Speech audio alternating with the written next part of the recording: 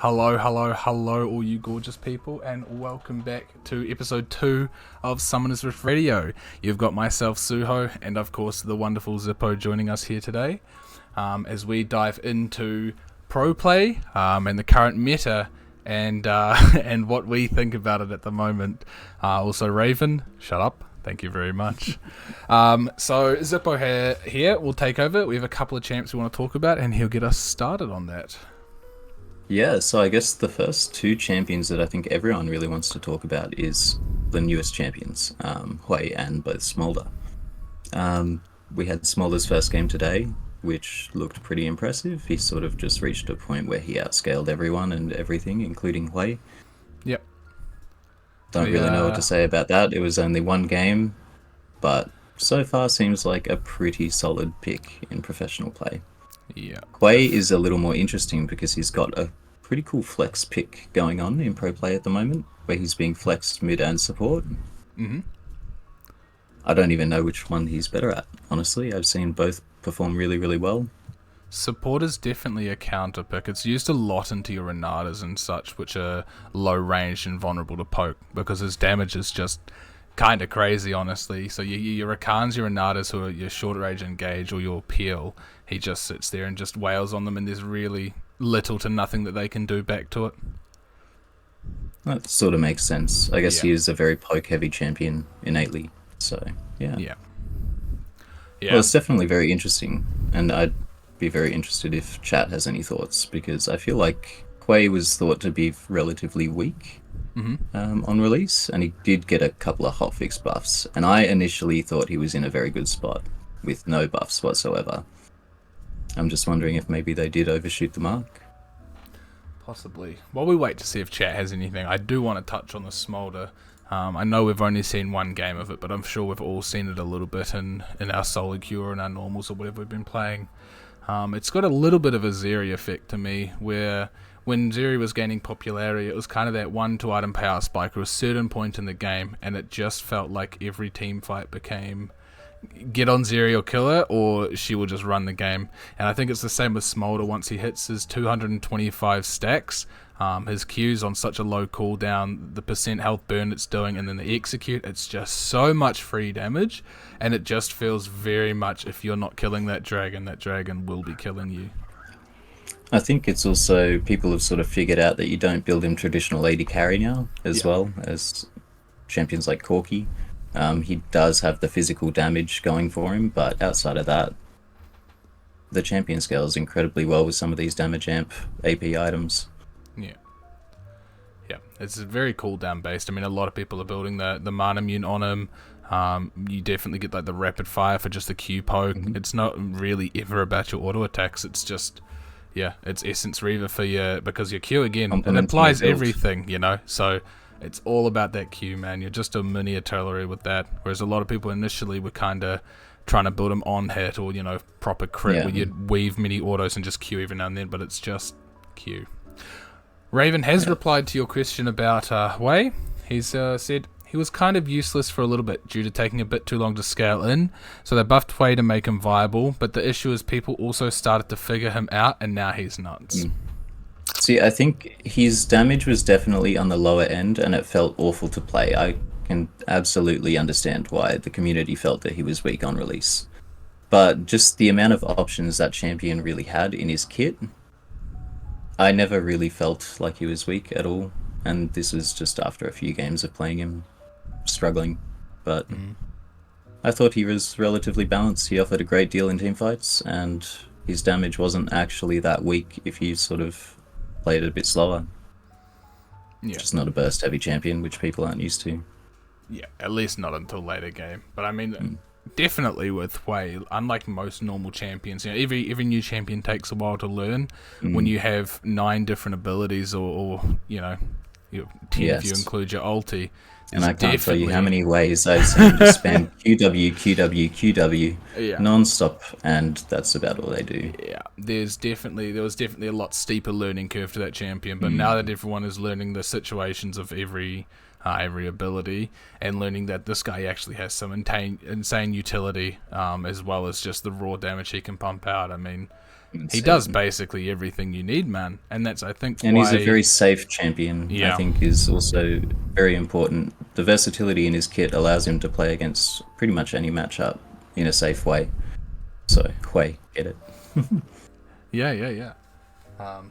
I mean, it's why he works in support as well. Not only is he just a bursty, annoying mage, shield, speed up, and CC. He has most of what you kind of need in your caster supports, and then he also just does a bucket load of damage, and so it's just, beautiful champ.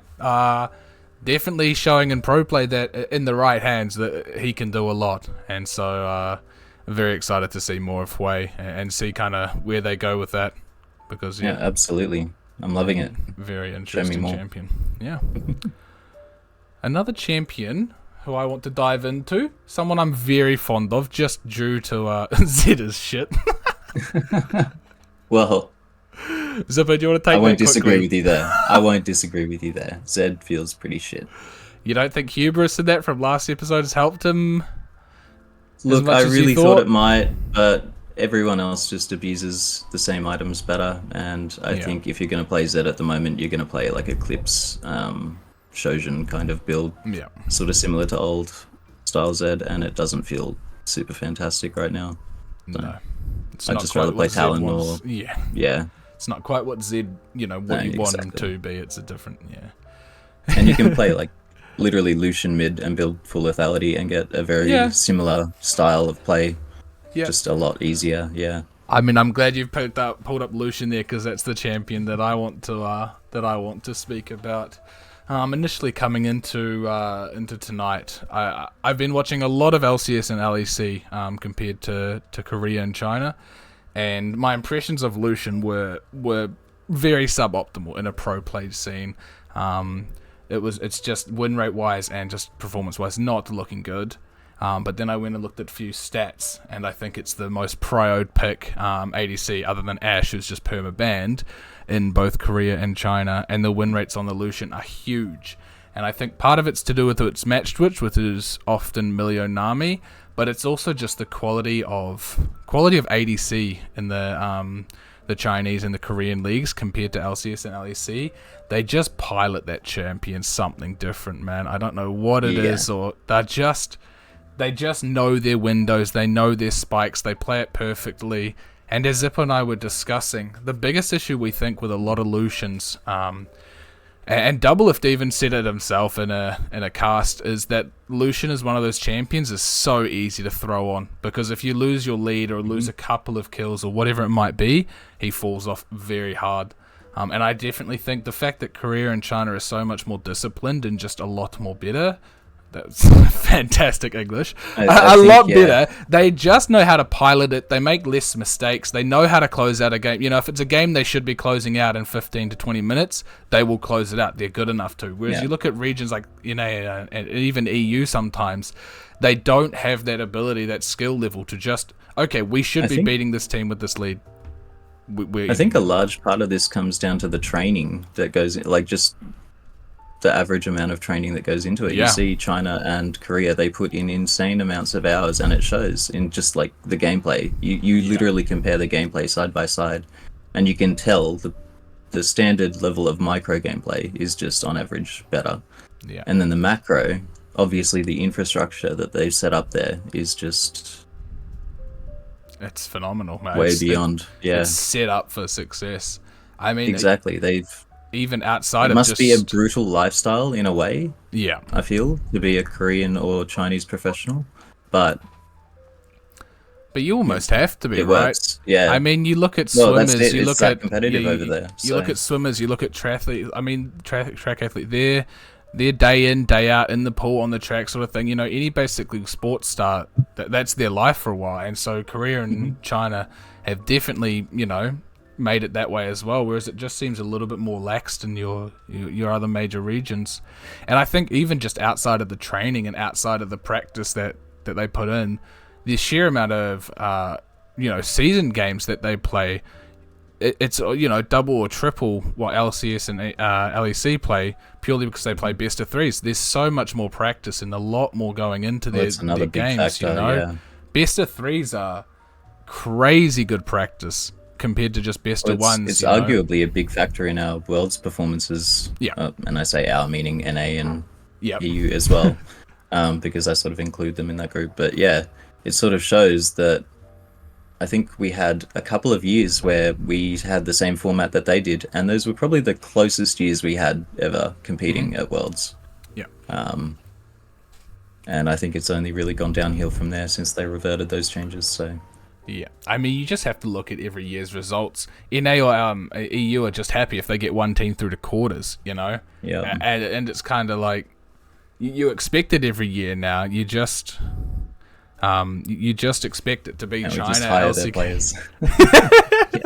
But not the good ones. That's the thing. We hire their Yes. academy players or the ones that have been kicked off of a team, and then we go, hey, look at this. We've got, Korean import, and it's like, have you watched their games? Were they actually good in Korea? And it's just... I mean, they're still good players, obviously, but they're not to that level. And I think, the NA effect of of bringing in a import, you watch their skills kind of go down, and it's just like, yes. Well, there's a the communication NA barrier effect. as Yeah. well, obviously, and a culture barrier for a lot of these 100%. players. Like, you come into a much more relaxed culture, and it's confusing in a way. I'm sure some of them get frustrated with their teammates for assuming they're lazy. I'm sure some of them just love being able to be lazy in lazy terms. Yeah. So I agree. Okay, well, back to champions in the meta that we'd like to talk about.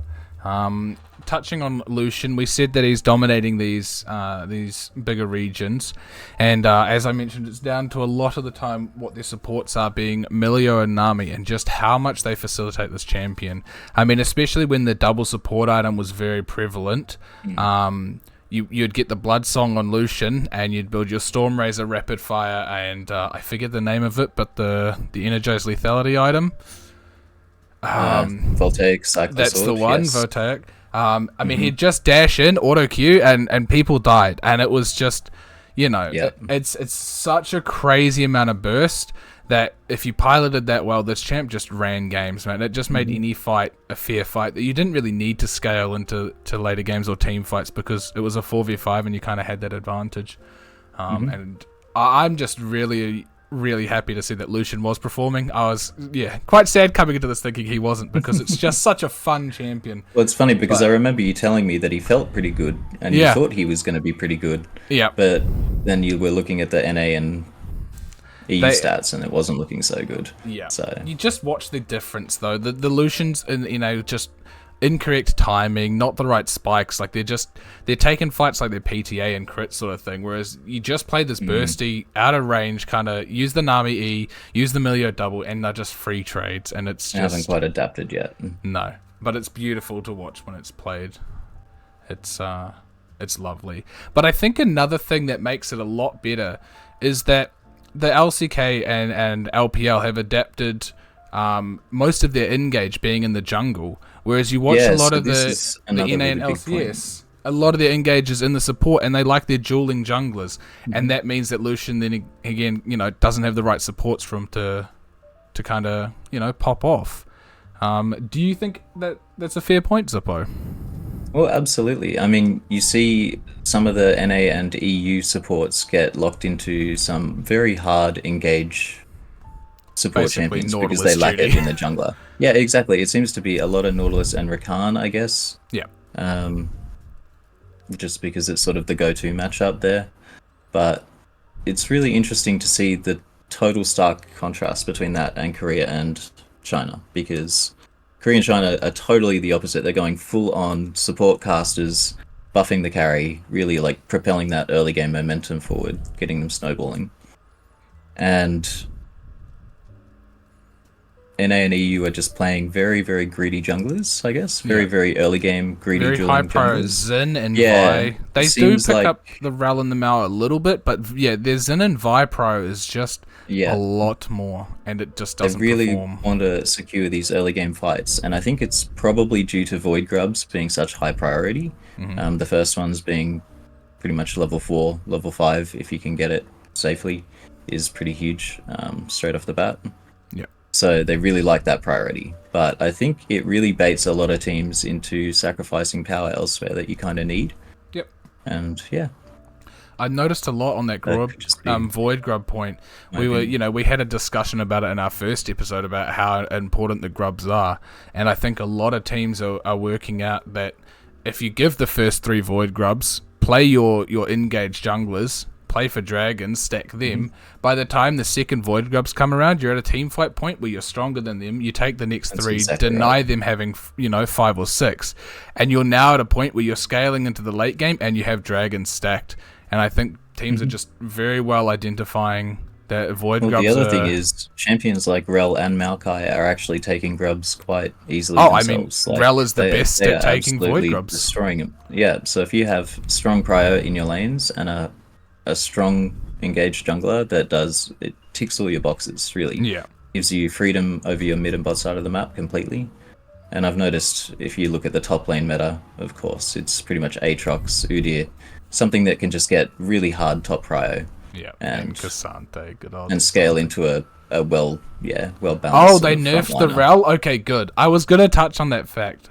But Rel nerfed Thank God, no longer because clears. it Very was good, a bit because, frustrating to play against. For those who were unaware, when you killed a void grub, no matter if they were all low and you hit them all at the same time, only one would die and the others would get a shield.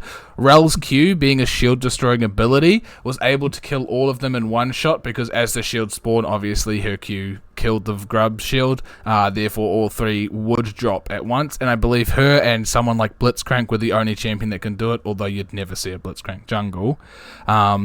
But yeah, I'm very glad to see that it's nerfed because it was such a big advantage compared to other junglers, and it seemed so gimmicky. So very happy to see that that's been nerfed.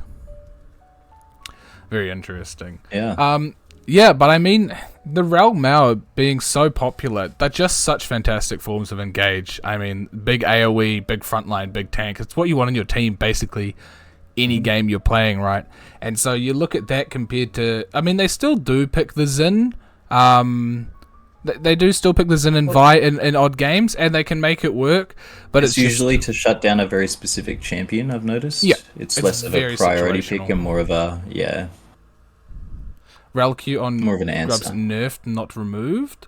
Well, nerfed to the sense that it won't break the shields. Still hits them. But yeah, I mean, Xin... being the highest prio kind of duelist jungler that I'm seeing, I am not impressed by this champion either. It feels very heavily like a very early game champion that does not scale at all. And we compared it to kind of Lucian in the bot lane, where Lucian definitely falls off, but at least kind of still has that ability to one shot or get a big chunk of damage off safely. Whereas Xin, once Especially you with his hit, current build. once you're hitting this 2-item Xin, 20-minute Xin, it just feels like your attempt at dashing in long range and trying to one-shot someone, first of all, you don't seem to do enough damage to ever actually kill them, and second of all, you just kind of die. And it just feels like this big bait pick that people are just playing either incorrectly or just falling into because Tiamat Q cancel makes it look nice, but realistically, if you're not getting a big enough lead and ending the game quick enough, the champion just feels very doo-doo after a while. I think, again, people are just trying to be that bridge for their mid and top lane champions to really scale into the game. And yeah, I think they're just leaning heavily into that early game priority. The issue is that it just seems a lot of people don't set up for the late game where Xin falls off. Yes, you've got that's some it. head carries, but then you're lacking an engage or a frontliner, and your carries can't really carry. And I think that's where, that's where it just having that engaged jungler feels so much better because the champs at the moment just feel a lot better than support. Yeah. I've even noticed a bit of Zac popping up. Love me some Zac, man! Love me some Zac! I think I might be incorporating that into some of my solo queue games because it seems pretty broken, I won't lie. Not only jungle, but top mid, and I'm pretty sure there's been a support game Seems or two. like a really, really strong flex pick champion at the moment, so love that champ, definitely man. something to keep an eye on. I wouldn't be surprised if he gets nerfed a little. Let's hope not. Champ's so sexy.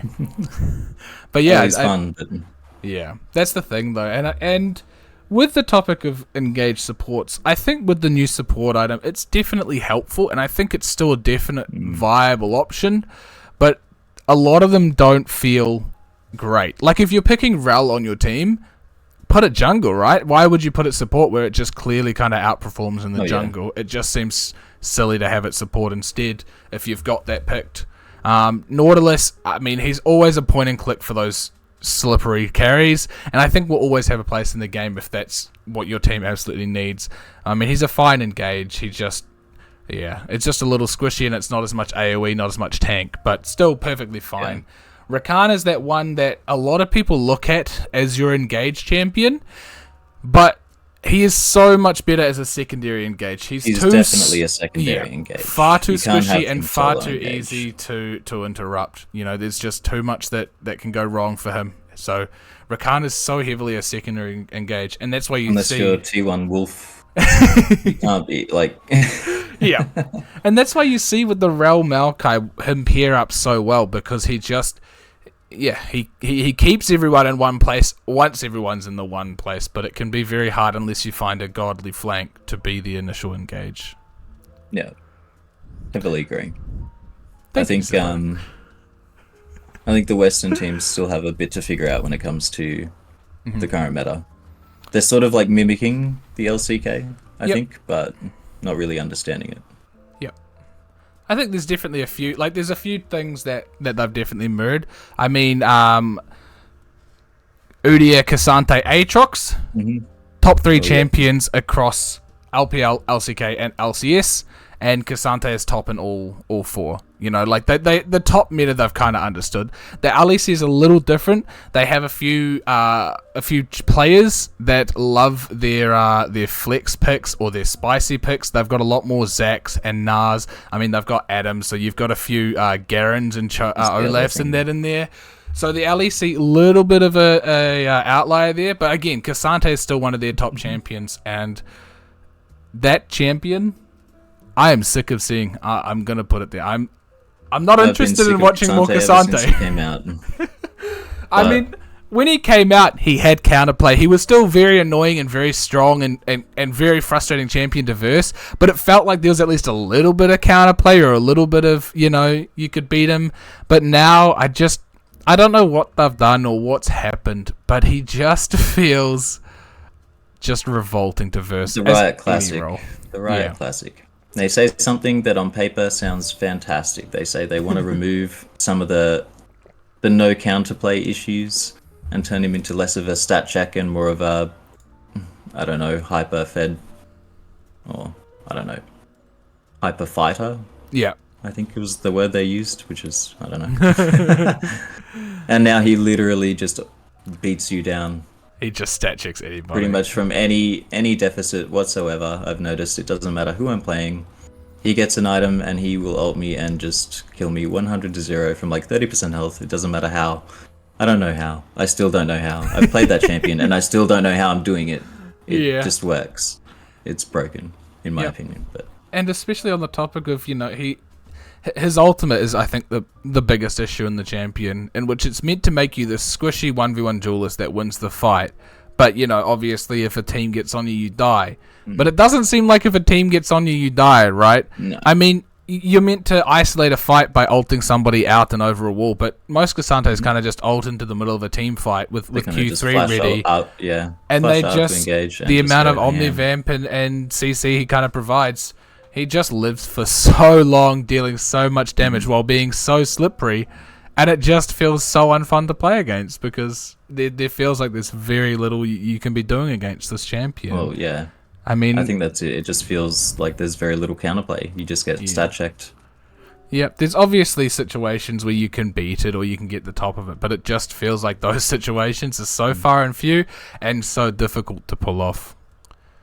So I don't know what you're meant to do to the champion or how you're meant to fix it, but I'm a bit sick of seeing Cassante. I will say I haven't won a lane against a good Cassante ever. No, I haven't won a lane against it. Just haven't because I don't know. They're just better. They're just built different. They just know what they're doing, and I don't. Yeah, that's basically it. And then sticking with our top lane, Udyr. Udyr, fun Such champion to a watch. strong champion, but so bloody boring. I mean, Yeah.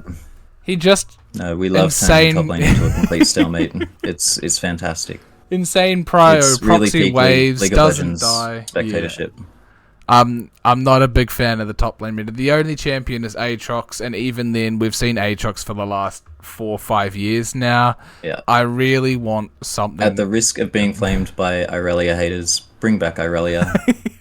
Give me something At least it's fresh, bloody interesting to watch. It's fun to watch, and people can pull off some really cool shit. Yeah. Just give me something different. I'm done with this meta. At least top lane meta, yeah. So over it. It just... Yeah. I don't know what to say about it, man. The champions very just... bland. The champions are just the same few champions. There's a little bit of rumble in there, and it's kind of nice, but as well, he's just a lane bully if it's the right matchup, and he kind of just, Q overheats and runs at you, and then you run away, and I don't know. It's so much less skirmishy or dueling. It's just kind of tanks wet noodling. I mean, we did have Sniper, the very young top laner for 100 Thieves. He pulled out Riven in his first game. That was an enjoyable game to watch because Riven is a fun champion to watch, Oh, yeah. And so And hard to execute, so... Yeah, and so when it's pulled off, it's cool. And then watching Adam is always a blast because most of the time Adam's he always kind fun of to just... watch. Yeah. Definitely one of my favourite top laners just based on the fact that it's an exciting lane. Even, when he's put on these meta champions, there's something about that guy that just makes top lane fun. Oh, yeah. Yeah. Reminds me of Darian back in the day. Moscow 5? Oh, we're talking back in the day. We're talking Weedwick. Oh. This man was an absolute legend. Absolute.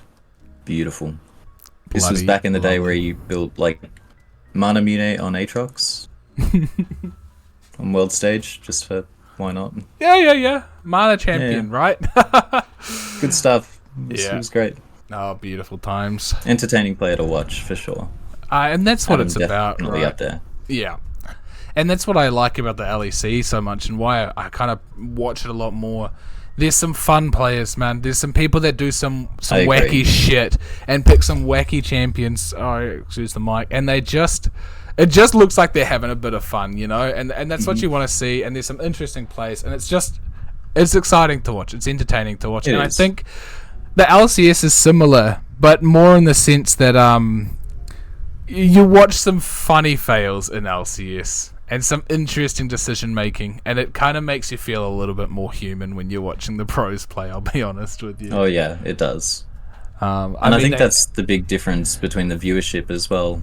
Is if you kind of want to watch perfect League of Legends, you sort of go watch Korea. Yeah. But if you kind of want something a little more entertaining, something you can follow a bit easier, really get into a little more personally, I feel you You go LCS. For me anyway. Yeah, it definitely feels like LCS is a lot more of an entertainment factor, like you say. And when you go to Korea and China not so much. I mean, they have a lot of aggression. They don't call it LPL fire for nothing, man. They go crazy there. Oh, I love the LPL for that very reason. Anytime I'm feeling hyped. Yeah. There are still some games that they play that you just watch and go, this is just insanely good League of Legends. Played out piece by piece. And same with LCK. But if you just want some fun, little more closer to home League of Legends, the LCS is just perfect for you. Yeah. I would agree with that. I mean, I did, for the most part, follow LCS when I was watching professional play. Yeah. I think Bjergsen was by far and away my favourite. Oh! Daddy Bjergsen, man. Love him. Followed him from NIP and just absolutely fell in love with the dude. Yeah, and I think most people that were LCS fans, regardless of whether you were a TSM fan or 100T or wherever he was at the time, you couldn't not be a fan of the man. He was good at the game. He was a lovely person outside of it. You just loved it. Yeah. All right, mid laners. Now that we're on the topic of Bjergsen, are there any mid lane champions that you're kind of seeing that are, I don't know, performing well, underperforming? You're seeing a lot of, but don't know why. We kind of see a lot of Azir as sort of the current go-to mid laner. I think he's a very safe professional champion to play at the moment. I think top obviously still does a lot of damage. Yeah. Has fantastic synergy with the new items. He doesn't need a mana item, so the fact that most of them are relatively weak for some champions isn't his problem. Yeah. He just is going to rush his Nash's Tooth into Leandries, etc. I think Really Lichbane abuse is a very Well, popular that's item the other now thing. as He got well. his on-hit buff, yeah. So it's just kind of a it weak... opens up a lot of possibilities. Yeah. And he's a really cool champion to lane with too, because you can get away with the Hail of Blades for like cheese in lane if you want to be aggressive. Yeah. You can get the Conqueror or Lethal Tempo, depending on what kind of matchup you're going. You can even go Fleet, which a lot of Viziers are doing nowadays. Yeah. And that seems to be the way to go. You just safely scale into the mid game and start pumping out ridiculous amounts of damage around these awesome choke points that make it really easy for Azir to do his thing. And I think on the topic of, on the topic of the exciting champs to watch, when you see a good Shuriman shuffle, it gets you I going, don't think man. anyone's going to get bored of seeing Azir. Like, his lane phase might be a little boring some matchups, but it's more so the matchup. Exactly. It's more so the matchup even in those cases, so... Yeah. Once you watch the team fight, yeah.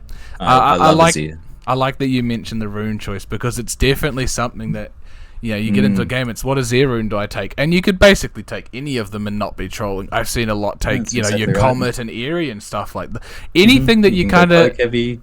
He just feels very versatile at the moment. And like you say, the mana items on him don't feel amazing, so he's kind of just become this much bigger kind of poke burst mage, but with a big all-in that does a lot of damage. Yeah. He doesn't mind at all. Yeah. Works well. Speedy Pants says Fake has been picking Talia a lot here, and I was mentioning that earlier. Yeah, you Talia actually brought that up earlier. has gained a lot of popularity, and I think a lot of that factors honestly just her E. So many champions. You look at your Rels, Maokai's, Vi's, Zins, Rakan, Nautilus, all those champions that want to just go in all get stopped by this one button, right? And I think she also just has some nice usage of the new AP items. The champions just always felt, fun to me. It's one of my favorite champions, and I think even with the Azir matchup, you kind of get outranged, but he can't shuffle on you, you know what I mean? Like, no, and you can gain prior through wave clears, so it's not really too bad of a matchup. I think that one's been played in competitive since the beginning of time, really. Yeah, basically it's since been Talia was a relatively even. Yep. It's annoying for the Talia matchup, but you still have priority in lane. You can still do whatever you want. Just got to make use of that time. Yep. And on the note of her being good into the champions that I listed, also fantastic with all of those champions. Locked down in a single spot, allows her to get that seismic shove, and it's just a lot of damage, if not a death, that is very unavoidable, It's just, thought of it because I remember you saying you love Talia. Has my heart, man. That champion is just so fun. She's good fun. Yeah, so fun. So yeah, I'm really happy to see her popping up. There have been some games where I think people have picked her for wrong reasons, and she just kind of looks really out of place. But when she's picked in the right game and used correctly, she is definitely looking like a mid laner that's meant to be in mid at the moment. It's looking nice. Yeah, I would agree with that.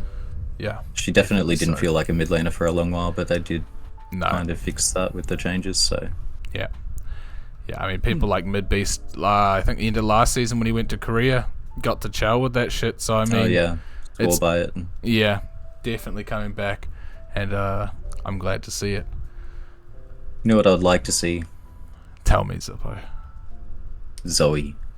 Ooh, there's a champion I have not seen a lot of. I kind of miss Zoe, and I think this new map gives her a lot of terrain and openings that, are kind of new, and... I don't know. I feel like they're pretty good as well, wouldn't they? I'm just not sure what a core item would be. Probably just Ludens, but... You would think Storm Surge would be good, wouldn't you? You're almost guaranteed to proc it on an EQ. From somewhere. Yeah. So Ludens into Storm, maybe? That poke around objectives, but yeah. Do you think You could even possibly go the Seraphs. I'm not sure. Do you think the size of mid lane has affected her play rate at all? Actually, I think... If anything, it's probably a slight buff to her, because naturally she's relatively easy to gank without sums, but no, I think if anything she just suffered from previous nerfs and hasn't really broken back into the meta yet. Yeah. No, I like that. It's just interesting that you bring her up, because we talked a lot about AP items in our first episode and about how bursty the game's become. And when you think of a burst mage or a one-shot mage, you know, Zoe's definitely one of them that spring to mind. If you're hit by that bubble late game, you're gone. Mm-hmm. But we just... Yeah, it has not been a champion I've seen a lot of, and it's baffling why. I think the other thing is there's a lot of defensive options that make her really hard to play late game. Yeah. And in a competitive setting, everyone knows those options and knows how to play around those options. So it's a lot harder to really abuse Zoe's pick potential, and she becomes more of a poke / one-shot burst mage if you land everything at once. But it's not exactly easy to land, is it? No, and not I at guess, all. And it's very easy to force on a team with a Zoe if you have the team come for it. So yeah. I guess with that topic, the buffs on the items, you know, Banshees being a lot more AP and a lot more MR, and having that shield on the component definitely makes Zoe a lot more weaker. As soon as they kind of have 1600 gold, they have a Banshees, and if you're not proccing that, then they kind of... You know, and same with Zhonya's, they're just desirable items to have that AP and that counter to her that it just... Also, I think, and honestly this is going to sound ridiculous, but I think this is a real thing. People have just learnt you can build Merc Treads. Yeah. And it basically nullifies her entire lane phase. Like, it doesn't matter what champion you're playing. If you're having a rough time against Zoe, you just rush Merc Treads. And I'm telling you right now, that lane gets 10 times easier. You're going to start dodging abilities that you weren't dodging before just from move speed, and the ones that you do get hit by are going to hurt a whole lot less. Yep. And I think the introduction of tenacity in the rune stats as well probably helps stacking it with your mercs. A lot of Zoes you watch kind of the bubble hits, and then they're kind of aiming for that last second of the bubble. But if that bubble's running out quicker than they reckoned... It gives you a chance to retaliate as well. Like, I don't know. Zoe feels in a very strange spot right now because her trading patterns just... easily negated, I suppose. Yep. I like that shot. It's interesting. I hadn't really thought about Zoe at all, but just thinking about her, I feel like she should be good, but then at the same time, like you explained, there's reasons why she isn't. Yeah. Now, on our ADC topic, we talked basically about Lucian. The other one that is definitely prevalent is Varus, and majority of it being lethality Varus. And that is, again, due to what we talked about episode 1, lethality items just being stupid strong on ADCs. I mean, that's it. There's no range penalty for these items anymore, really. I think they did introduce the movement speed debuff on Ghostblade. But like the damage is still there, so that's not really a problem for ADCs. The main problem is that crit items are kind of in a weird spot where they don't feel like they're really doing all that much more damage than on-hit builds. And on-hit builds aren't doing enough damage in this burst heavy meta to be viable. So lethality. You've got people playing casters rather than ADCs, which makes total sense. You still need that range DPS, but you need it to be done safely. So and I think it's why Aphelios, as one of the champions that you do see a little bit, he's not as much of a, you know, auto-attacking base kind of champion. He has a multitude of abilities that there are a lot of guns that allow him to actually take the fights as a crit ADC. He's sort of a middle-of-the-pack ADC/caster kind of hybrid. Yeah, and with the right support, you know, you just put a Lulu or a Milio with him, and a lot of what he can do is from a range, and it's a lot... Again, you look at Blue Gun ulti and things like that, very bursty, you know, he's not playing for these long, drawn-out team fights. He's just, again, quite a bursty ADC, and I think that's why... As a crit ADC, he kind of sees some play is because he can function as a bit more of an AoE burster rather than a late game carry. That's my opinion, at least, on why he kind of works, as well as the fact that he's a relatively long range champion who, again, with Purple Gun ulti, is a pick potential. You know, he's just a little bit more versatile than just he's just got a little bit your more. Caitlyn's or your Jinxes and those that basically are forced into this crit build, but doesn't feel great. I mean, it's kind of similar. You see the same thing, and I'm going to plug Yone in here because I love Yone. Where Yones are building Bork into Jack Show or Gauntlet for their first two items. They're completely forgoing all sorts of crit, and then sometimes even going Sterak's third, like seriously not getting any crit at all until they absolutely have to, because it just feels so bad to build, even on champions that literally have it designed as their core. Even Senna at the moment is struggling to like get away with IE in her build, which, you know what I mean? feels a little bit awkward Yeah, to sort of have to compete. I definitely think so. Yeah, I mean, we've had this Yone discussion a lot because Zippo's a big fan and I enjoy the champion as well. I mean, in a recent ARAM we played, I was the Kraken IE kind of build, and Zippo's like, yes, Yes, the sir. greedy Yone build. And it sucks to hear that, building what is intended is now kind of your greedy, Yep. you'd almost say incorrect build, compared to the much superior kind of Look, bought it lets tank you do item. some pretty nuts plays if you're fed and good enough to make it happen, but it's Yeah. by far limiting you. Yes. We did watch a Broken Blade game together though, where he built the Kraken IE Yone, and I think someone like Broken Blade is definitely a skillful enough champion can kind of pick it off, because we had Absolutely. a pretty big discussion about whether this was the correct build or not. And there was a team fight where we kind of watched it and we were like, okay, he built correctly because otherwise this damage doesn't go that way.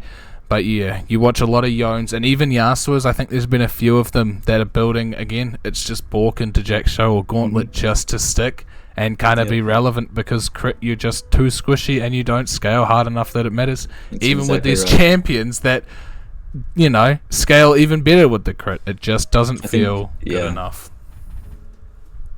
I mean, Yone has it a bit easier because he's naturally a bit safer with his E being what it is. But ability needs to have something done to it, but that's another issue for another day. Yeah, but yeah, it feels like any melee crit champion at the moment feels very awkward and out of place with items. You sort of just lean into bruiser items instead because they seem a lot better. Yep. I've seen Yone's building Eclipse over crit items, and it kind of looks like it works better. So It definitely Who does. Yeah. Alright. Do we have any questions from the chat or anyone who's been watching ProPlay, that kind of has a champion they've been seeing a lot of, or a champion they want our opinions on, or anything of the such, even a certain build that pros are going? Just any questions about it, just while we have a little lull here and let Anything at chat all. kind of, interact a little bit here. I watch ProPlay in the church all the time. ProPlay, yeah, fantastic. Let me think. No worries. I mean, it could be a question about something that we've also spoken over as well. But we just want to hear what chat thinks, especially about ProPlay in general, because it's always a wildly different meta to solo queue, and it's always very interesting to see. Love your laugh. Thanks, man. Thank you he has very got much. a pretty magnificent laugh. Oh. Just for you. And now thank the rest you. of the stream. I just want to say, Bard and Blitzcrank, I wish people were better at those champions, man. They're so fun to watch, but they just... Bard a little less. Yeah. Blitzcrank has been disappointing the shit out of me, man. And... Look, I remember they're definitely fun to watch, but I feel like anyone playing those champions has a ridiculous amount of responsibility on them, and it's hard to not choke, honestly. I really do think this would be a serious impact It on definitely just how the champions play. 100% comes down to that factor of it is a lot harder to do that job, so why bother? Oh, Yeah, you have to have a lot of confidence. What did Speedy say?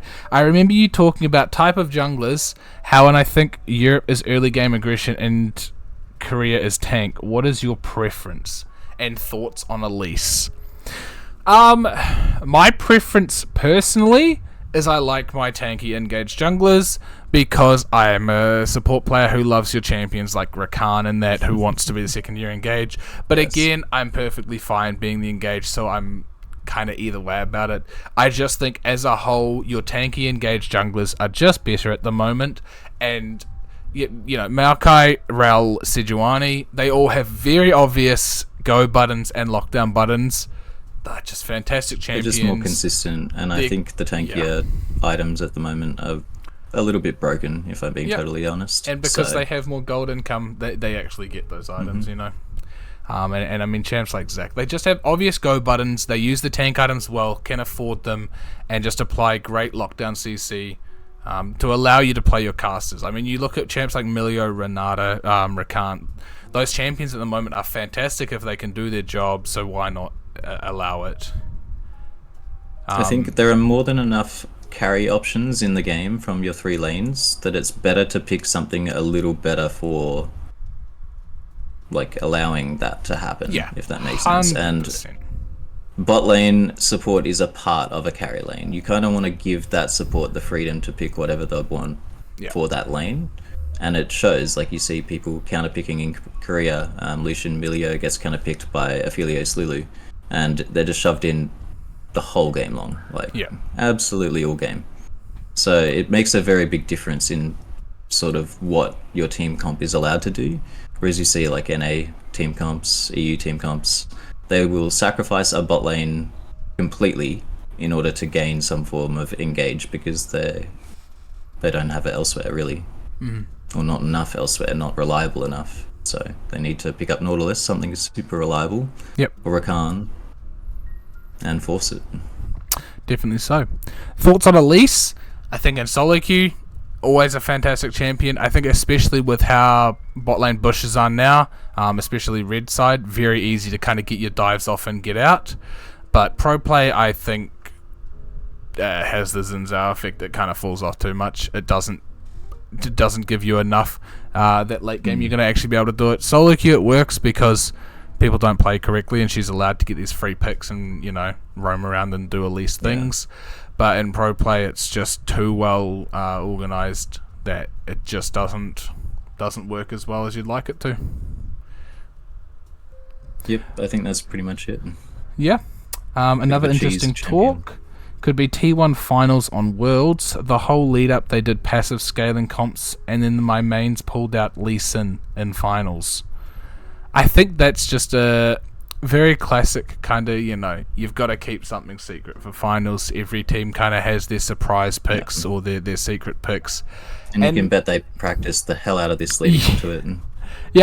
And 100 I definitely think Lee Sin now, you used to look at him as this early game playmaking champion that fell off, but he actually, with newer items over the few years, you know, your Death Dance and your things like that, and now with your Sundered Sky and all that kind of stuff, he has a lot more survivability in fights that he just kind of becomes a nuisance, and a lot of the time either a peel kick or a pick kick.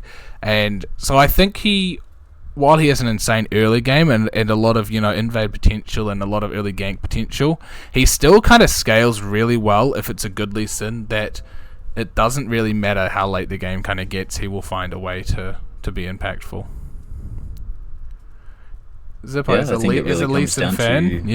What do you think? Comes down to the player. Like, as a long-time Lee Sin fan, even when the champion is utter dog water, and I should not be picking him, I pick him in some games where I feel it's going to work.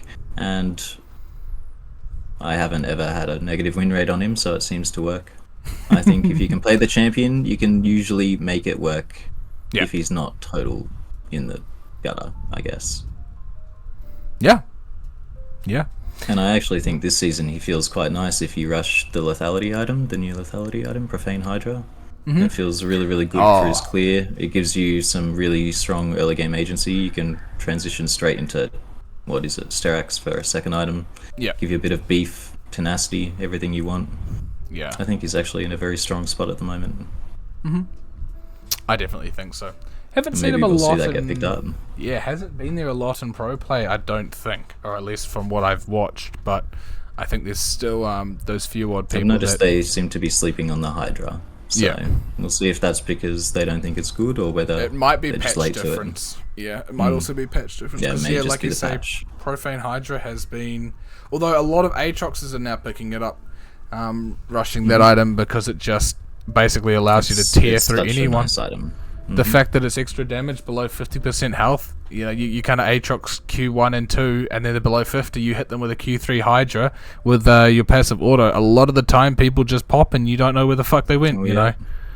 It's a lot of surprising damage. Champion. Yeah, a lot of surprising damage. Yeah, 100%. Did you have any other questions there, Speedy? Because I believe Zippo and I have talked about most of the champions that we kind of had online. Really. Yeah, so we're kind of happy to open it up to chat. If there's any champions, doesn't need to be pro play anymore. Any champions you just want to have a bit of a chat about, we're here to have a wee talk to you about it. Anyone you're enjoying at the moment, Zippo, that's not been talked about yet? Oh, you know what? Darius Jungle. I'm on the train. I'm on the train. I don't know what it is about it, but I love playing it. It feels really, really good, even when I'm running it down and inting. I'm somehow still winning games and just exerting ridiculous amounts of pressure. But I'm telling you right now, Darius Jungle feels really, really good. You take Ghost, you take Phase Rush, and you run people down, okay? You take full move speed setup, and you see the enemy jungler, you pop Ghost, you run them down. It doesn't matter who they are, they're not getting away from you. It's crazy, and it feels really good. Yeah. Gives you level 4 grubs, pretty much guaranteed. The only problem is you're stuck playing Darius with no flash for the entire game, so have fun whenever you don't have Ghost, you know? Like, it doesn't feel great. Although, obviously, you can't build 2 damage heavy because you kind of just blow up and die with Phase Rush. No tanky runes whatsoever, but I'm telling you, it feels really, really good, and he destroys grubs. Absolutely destroys grubs. So that's not an issue.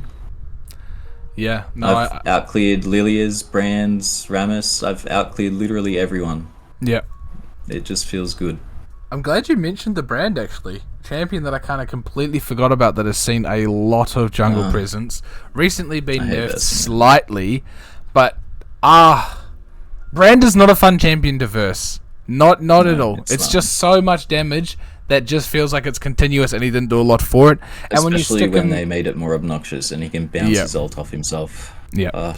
You stick him in the jungle, give him a safe place to farm, he pops out and ultis in a team fight. Woohoo, we're dead. Yep. That's it. Yeah. He does a lot of damage. Yeah. A lot of safe and easy to get off damage. Yeah. I'm glad it was slightly nerfed, because hopefully that'll lower that pick rate a wee bit. Yes, well, seems like it. I haven't actually seen it in my solo queue for a little while. No, everyone's gone back to the Graves, Kha'Zix. Fun. Hubris, woohoo! Yes, well, permaban Rammus, because can't play your AD champs otherwise. No, not at all. Darius Jungle, your ticket out of play. I'm telling you, it's disgusting. You've heard it here, folks. Give it a go. Swears by it. Take Ghost and take Phase Rush, Nimbus Cloak, Celerity, and Water Walking. You want all the move speed, okay? It's all about the move speed. And then build Dead Man's and Force of Nature. yeah. So you are, like, you build 1 damage item, okay? You're allowed 1 damage item. I usually go for Triforce because it's kind of just the most, I guess, the strongest item I can think of on Darius. Stride Breaker in some cases, but after that, full move speed. Dead Man's, get all the move speed. Yeah. All the move speed. You don't go Mercs for Tenacity or Tarbies because you're not a little bitch. You get Swifties, and then you get Tenacity from your Starix gauge later. You're being chillin', man. You're being chillin'. Or you do this crazy thing and pick Lilia, hit 5 abilities, be faster, and do more damage. Yeah, but Lilia can't fight Darius level 4. No, I know. Can't even run away. It ain't even close. Very true. I'm telling you, it's good fun. Yeah. And yeah, you get a lead on the enemy jungle, you just start taking everything. Faker was going Shirelia's TF, which seemed cool. Yeah. I'm not a fan of TF, man. Not a fan of TF. Not at all. I just think Faker's good enough to make it work. Yeah, as like Faker can do whatever he wants. Off-meta pick, yeah. I don't think it's actually super strong or anything. You don't? I think that's just Faker being Faker. You don't think TF's strong, or you don't think the item's strong? No, I don't think the Shirelia's TF was like particularly strong. I think it was just he saw an opportunity to do it and he did it. Yeah. TF as a whole, I think is he's one of my permabans at the moment. I think he's far too strong. It's been micro buff after micro buff after micro buff. He does feel a bit strong, and then item changes really and then AD hotfixes. I don't know. To me, I've played enough games versus that I'm not having fun with it, and I do not allow him through. I don't mind TF whenever I play against it, but that's because I'm a dirty Yona abuser, so... Very true. Yeah. Serious deja vu with the R. Good job. Twiggy, Suho, and Zippo. Yeah. Do you have any questions, Kana? Boys. Anything you want to know about League of Legends, about champion metas, about the pro play? We'll be looking to wrap up soon. So any more questions that are coming through from chat, anything at all, we're happy to answer them, happy to talk about them. Should I quit the this fucking game. So, do you want the short answer or the long answer? Short answer being yes. Yes, and the long answer being fuck yes. Look, honestly, that's really all I have to say on that. If I could have quit, I would have a long time ago. If you're wanting a serious answer, then I mean it's 100% you based. If you feel like it's not good for you, then 100% quit the game. If it's hard to go cold turkey, lower the amount of games you play, only play ARAMs, only play TFT, something like that. Just slowly wean yourself off of it. I think limiting my games did wonders for my mental health. Yeah, exactly. And I think it's not even just League of Legends. Any game, if you're finding that your mental health is struggling or that it's just not good for you, just genuinely take a week break, see how good it makes you feel, come back and play less, sort of thing. But definitely, if you're quite serious at the point where you want to quit the game, by all means, start quitting. Start slowly doing it. My mental health is compromised at the moment. Serious recommendation. And I've barely touched League this week. Okay. Replace it with something else. It helps. It really does. And what I've found is when I lower my amount of League because it's fucking me off or whatever it is, and I pick something else up, I start to miss League a bit, and I just make sure that when I come back, I don't come back and just blast only League. I just play a couple of games and enjoy it, and if the game starts to feel well then I just stop playing, So I think the problem for me is when I start using it to fill time rather than to actually enjoy myself. Mm-hmm. So that's where I try to draw the line now, and it's kind of hard to keep track of that when you just keep playing the game because you're addicted.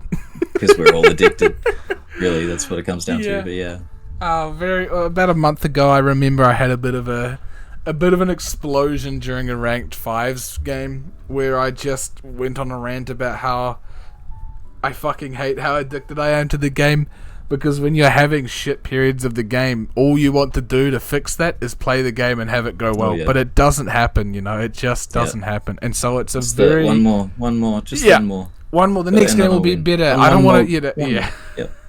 And so it's a very big skill. It's 6 a.m. and you're just I've wasted my life. I feel like shit. I did not have a good time. What have I done? Yeah. Yep. I missed out on sex for this. What the fuck, Yeah, all been there. But it's a big skill that I've now kind of learnt that when you're getting to that point, it's okay to stop playing. The game's going to be here tomorrow. You're not missing out. It's not like we're going to go fucking pro tomorrow if we, keep playing all night, man. Don't kill yourself for a game.